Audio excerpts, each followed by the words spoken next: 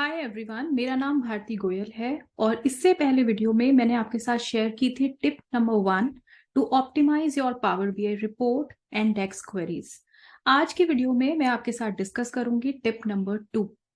Tip number 2 है कि जो एरर फंक्शंस होते हैं डेक्स में, जैसे इज एरर फंक्शन है, इफ एरर फंक्शंस हैं, आपको उनको सिर्फ जरूरत पड़ने पर ही यूज करना है। आपको उनको हर बार या बहुत फ्रीक्वेंटली किसी भी रिपोर्ट में यूज नहीं करना है।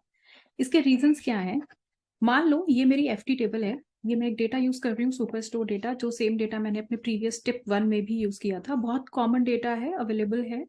अगर मैं इस टेबल पे जाती हूँ, एफटी टेबल पे, और एक मैं मेजर क्रिएट करती हूँ और मैं यूज करती हूँ इफ एरर फंक्शन। तो मैंने एक मेजर बनाया test1 equal to if error. अब मैं चेक कर रही हूँ कि अगर मेरे प्रॉफिट मार्जिन कैलकुलेशन में कहीं पे भी एक एरर है तो वो मुझे वैल्यू दिखाए, एक कस्टमाइज्ड मैसेज दिखाए एरर। तो इफ एरर फंक्शन का यूज क्या होता है कि अगर प्रॉफिट मार्जिन कैलकुलेशन में कहीं पे भी एरर है तो वो एक कस्टमाइज्ड एरर मैसेज दिखा दे, इंस्टेड ऑफ कि वो एरर शो करे, राइट।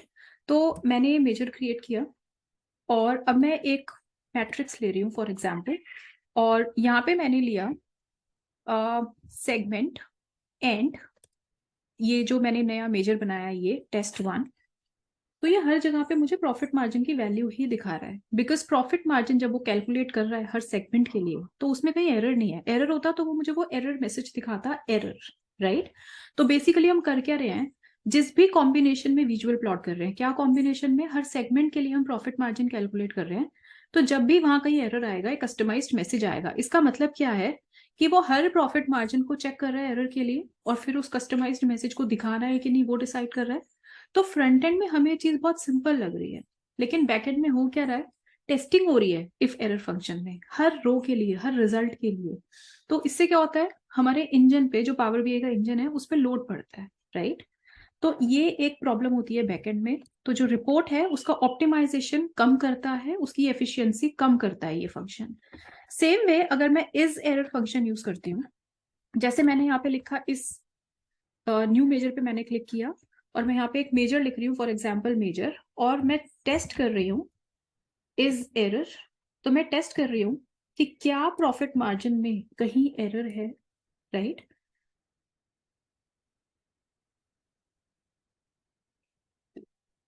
पी एम, राइट, कि कहीं पे प्रॉफिट मार्जिन में एरर है, राइट। अब मैं सेम एक मैट्रिक्स लूंगी, यहाँ पे मैंने मैट्रिक्स लिया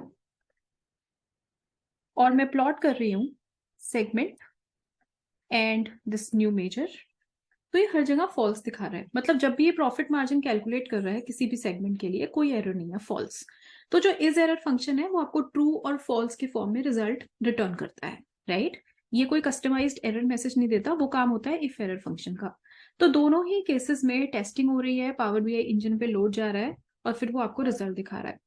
तो इन फंक्शंस को आपको अवॉइड करना है अगर आप अपनी डेक्स क्वेरीज को ऑप्टिमाइज करना चाहते हैं, पावर बीआई रिपोर्ट को ऑप्टिमाइज करना चाहते हैं।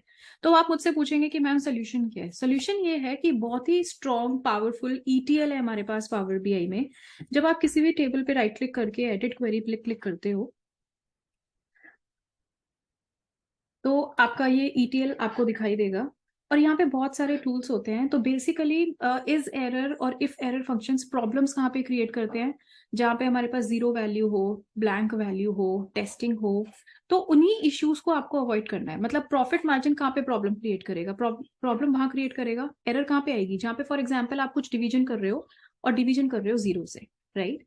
तो आपको क्यों यूज करने होते हैं फंक्शंस, जीरो वैल्यूज का अफेक्ट चेक करने के लिए, ब्लैंक वैल्यूज का। अगर जीरो नहीं होगी, ब्लैंक नहीं होगी, तो कैलकुलेशन में प्रॉब्लम होगा ही नहीं, एरर आएगा ही नहीं। तो बेटर है कि आप उन जीरो और एरर्स को हैंडल करें पावर क्वेरी एडिटर से। सो आपको शुरू से ही ना डेटा को ऐसे ट्रांसफॉर्म करके चलना है कि आप पावर क्वेरी एडिटर में ही अपनी जीरो और ब्लैंक वैल्यूज को हैंडल करें, मैनेज करें। जैसे जहां पे भी ब्लैंक वैल्यू है, उसका रीजन क्या है, रीजन ये है कि फॉर एग्जाम्पल डेटा आपके पास में अवेलेबल नहीं है। तो इंस्टेड ऑफ लीविंग दो सेल्स ब्लैंक, आप वहां पे इंसर्ट कर सकते हो डेटा नॉट अवेलेबल, राइट।